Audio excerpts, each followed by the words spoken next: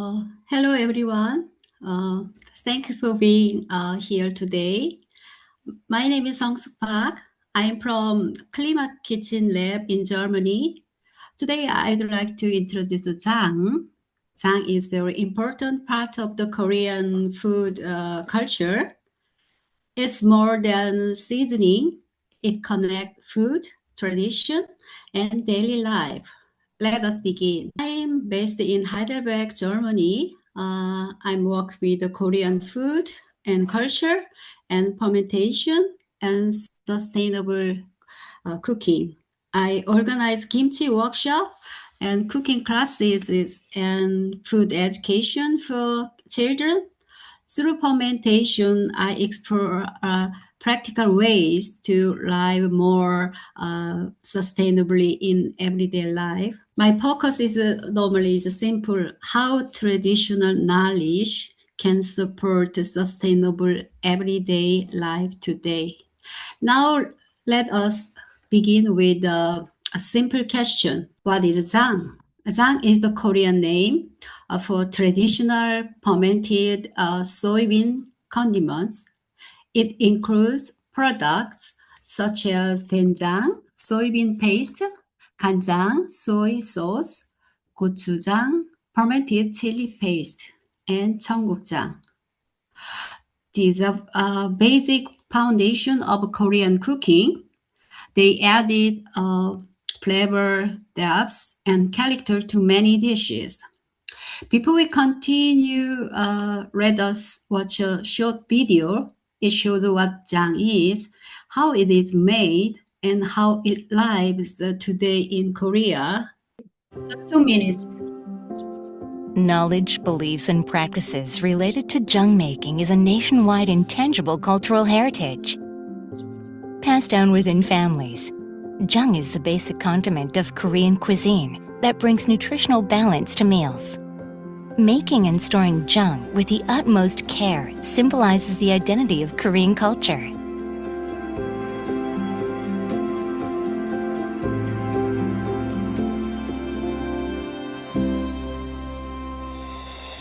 Jang-making has been transmitted across the Korean peninsula for a long time.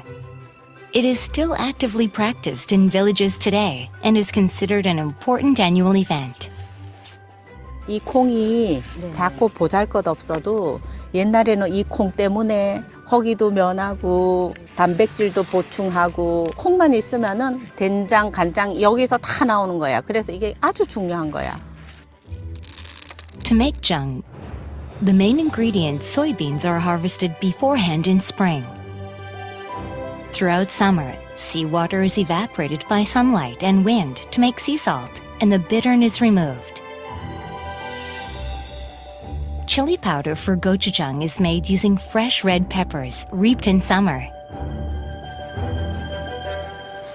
Ongi jars for storing jang are made of clay and baked over fire.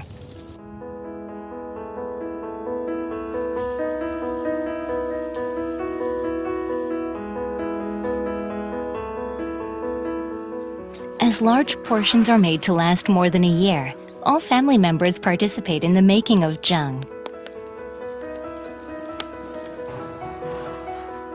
The first thing to make is meju. Boiling and soaking soybeans requires a lot of time and effort. To make the best jang, beans must be boiled well. Meju made with well-cooked beans has the best color and flavor. Such experiences and knowledge for jang-making have been handed down from generation to generation. 꼭꼭 많이 밟아야 돼. 잘 으스러져야 이게 발효도 잘 돼.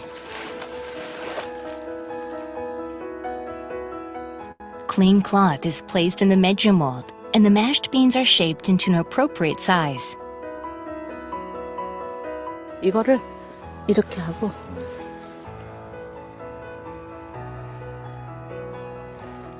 뒤집는 거야.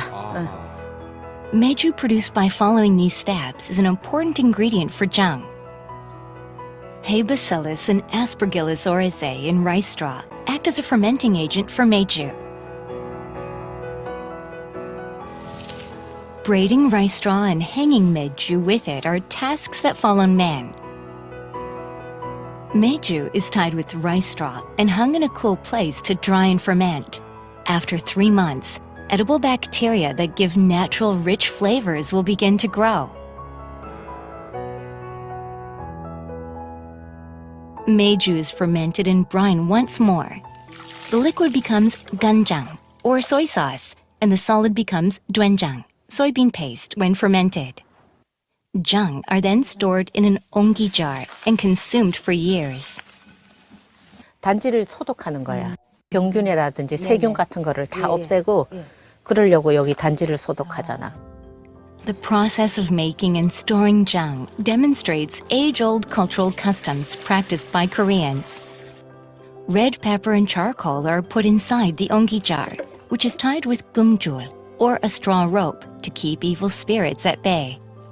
This is done to wish for successful fermentation of jang, a process that is beyond human control. Jang reflects the identity of a particular family.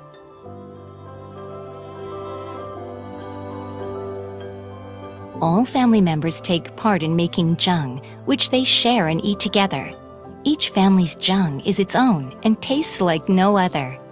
For ages, this intangible cultural heritage has served the social purpose of enhancing solidarity among family members who share the same taste in jang. So what we saw was the more than food. We saw ingredients, times, humans' care, and everyday culture.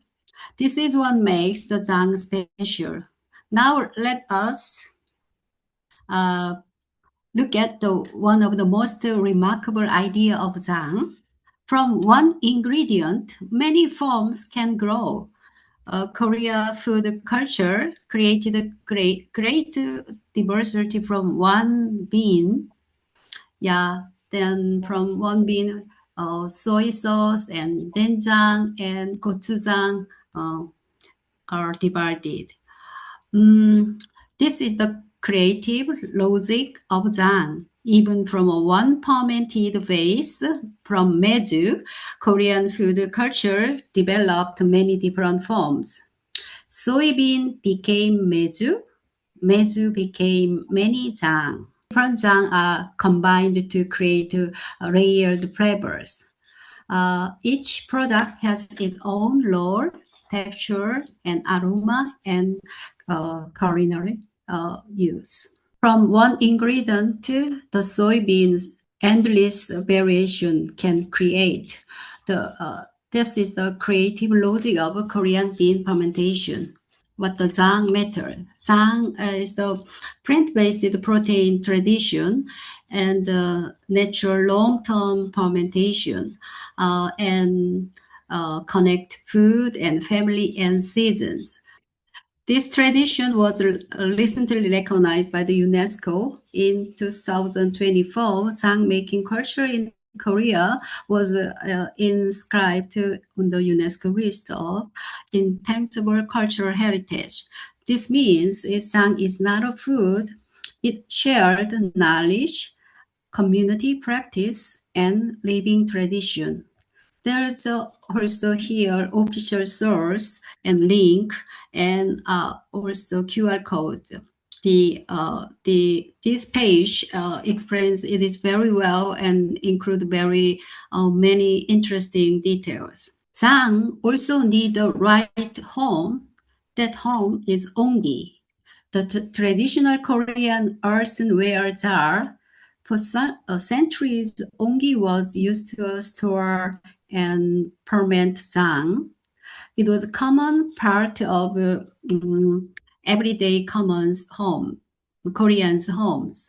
So ongi is not only a container, it is a part of the Korean food culture. Ongi is very highly functional.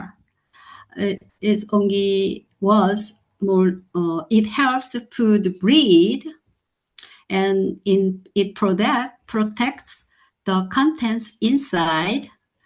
This supports natural fermentation. And different regions in Korea also created different designs. Ongi was traditional, but also very smart technology. You can see that these all different shape, different jars, ongi. Today, jang is made in a very different way. Traditionally, jang was made from soybeans and water and salt and thymes. Natural fermentation created deep and complex flavors.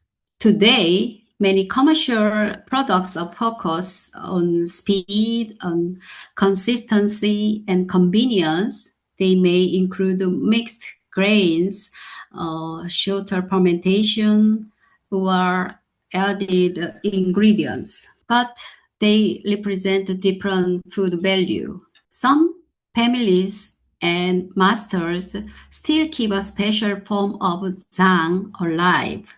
This is ganjang. It's a soybean sauce aged for many, many years, sometimes across the generations. Its flavors become deeper and richer and more complex over time. Here you can see the ganjang at different ages. The colors is deeper, darker over times. Even over 1 year, 100 years ganjang. Some old soy sauce also develops natural crystals. These are signs of long aging and concentration. The image shows something important. Time can be seen as well as taste. But many people in Korea now trying to revive traditional jang. Today, many people in Korea, to learn how to make jang traditionally. Community groups, small producer, and jang meisters are making a traditional jang again. There are growing interest in slow food and quality ingredients and long fermentation. For many people, jang is becoming meaningful again. This revival also includes the younger generation. Children's and young people are learning about jang through schools and books and family activities and workshops. Tradition survives when it is shared. Jang is not only preserved, it is passed on. That is interesting. I found children books about jang making. Interest in jang is now growing beyond Korea.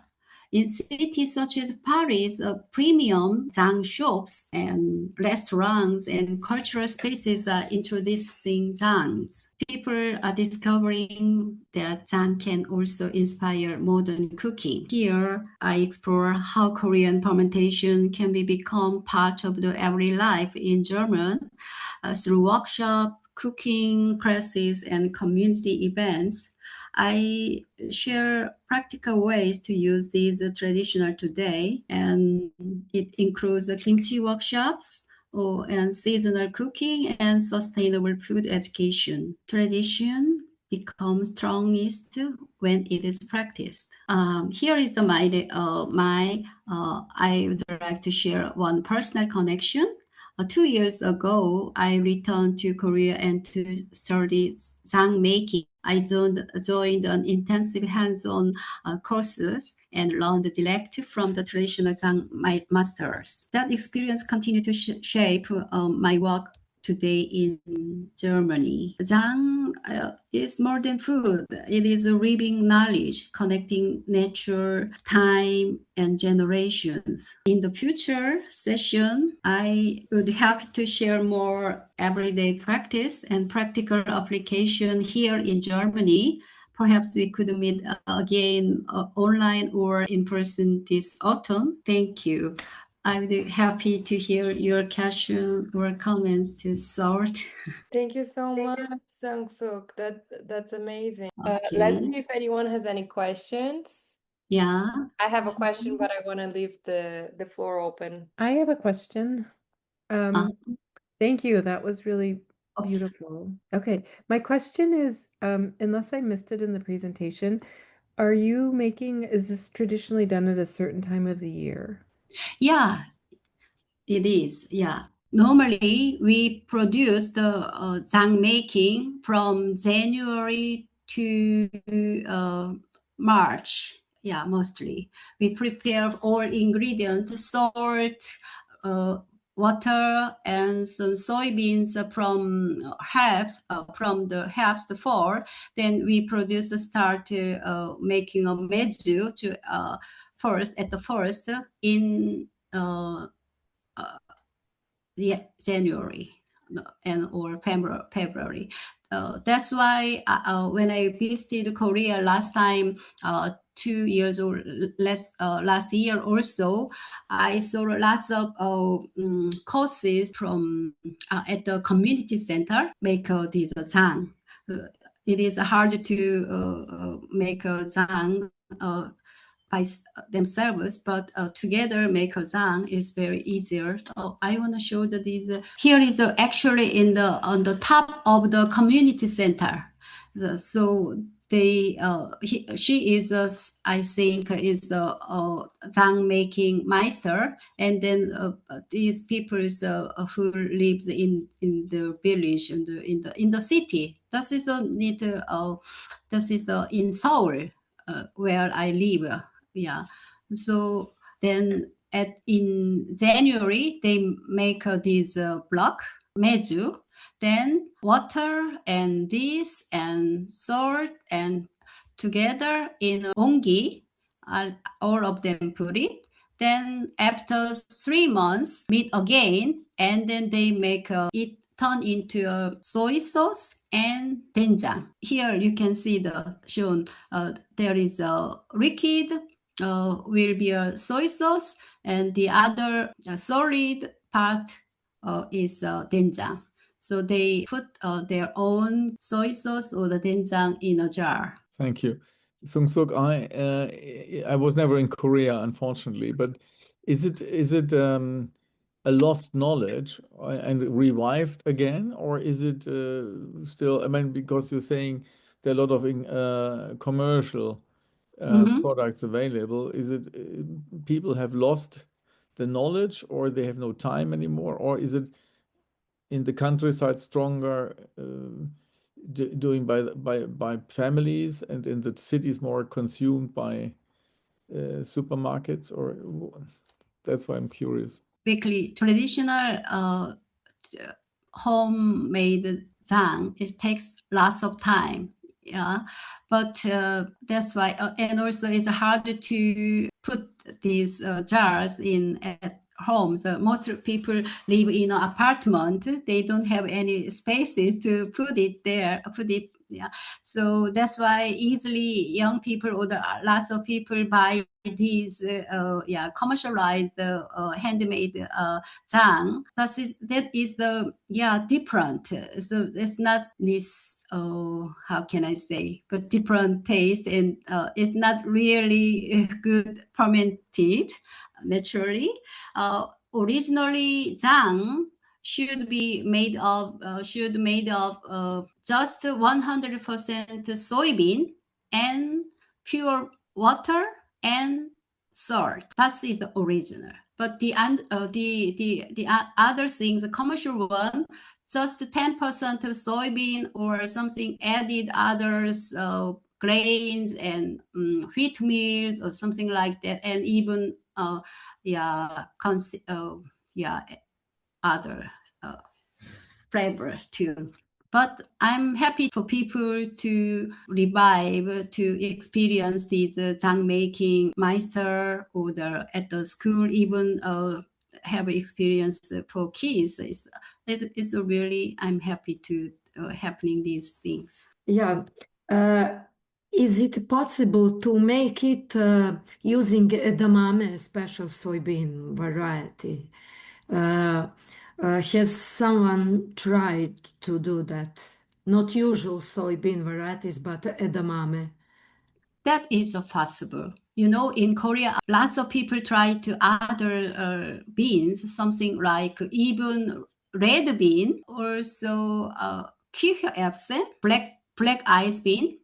I know somebody make it. Yeah, it is possible. Sungsook, I wanted to understand a little more that you said this page exactly about the ongi, that you said that Ongi, yeah, there are different shapes. Why do they use different shapes? How yeah, does the climate impact on the shape? That's a good question. I can explain very good. I'm not sure, but because of the Korea is covered of the lots of the mountains, and then in wind is the different, is the windy. Then I've heard that this it's different on the top is the narrow little wind a little bit. I'm not sure. I can check it out, yeah, but something like it depends on the weather and the wind. Yeah, that's the reason. The influence of the nature. Okay, thank you. Yeah, I have a question. Yeah. Like maybe from us who are from the tropical countries, could this be customized in a way that it could work? I know it's more of a traditional for Korea, but maybe could it to like to different communities and essentially like the climatic zones that we come from. So I'm from Kenya. Could this be adopted in a way? Yeah, I think, yeah, I like to explore this kind of new experience or the new trial. We can try it. Yeah, I think it is important how you can make a good meju, the original one, made of the soybean or made of the kirschopsen, whatever. And also, I showed one thing here, part of the siganjang. Here, siganjang. So this is this technique helps to do in Kenya, I think. When Meister or go to with this siganjang, it's already good, well fermented soy sauce or soy sauce or doenjang. Then you can add the new one together mixing. Then it helps a good bacteria to the new one. Do you understand what I mean? So it is how we can make at first these meju is a block, and to make it and then to dry it good and to produce the good bacteria. But in too dry or the too humid is not good. It is a perfect temperature and humidity. Then I think you need this siganjang original, already well fermented original one. You can mix it together. Then it helps easier to stable making meju or soy sauce. Here is my Instagram and an email. Yeah, now I am building a web page, but now it's available my Instagram. There is a you can have a look at what I do. Lots of workshop for kinder at the Social Community Center in Mannheim and Ludwigshafen. And then I also work with lots of sustainable organizations such as Slow Food Karlsruhe or Slow Food Files. Last weekend, I did a bibimbap and kimchi workshop with Slow Food Files. It was one of the best workshops. That's very nice. So yes. Here. Yeah, so I just wanted to share that Sungsook came to us, to Global Bean, and asked if we could start this session as a Korea's bean culture. And we thought it was a great idea. So we created on the website an area in which you can click on bean cultures. And the first one that will appear is the Korea's bean culture, in which we talk a little bit about the series, in which Sungsook has already written 2 articles. And here you can see the article she wrote. And she promoted the session that we're in today. And we're very excited. We're trying to find some funding to make this more robust, maybe with some in-person encounters. And we're also inviting any other person that wants to promote the bean culture of their own countries that we can do this with many countries, and it would be really great to share with everyone, share between countries and so on. So that's all I wanted to share. We also talked a little bit about this in our newsletter that we sent this week. I have And another that's- question. Oh, go Yeah. ahead. What kind of beans are growing in Korea? Are there plenty of different varieties, or is it mainly soybean and that's it? Or are there, what is the bean? Maybe you can describe it. Yeah, that's a good question. Actually, we use lots of soybeans, but also there are other beans we use a lot for in everyday cooking. Something our culture is the rice culture. Your culture is the broad. Yeah, we added rice, rice meat. Lots of different kind of the beans together when I cooked rice. So even just the rice contains all good proteins, plant proteins. So something like this. Also, we made lots of rice flour with all different kind of beans together, make a soup, dessert. Korean, we call it rice cake, something like that. So also, and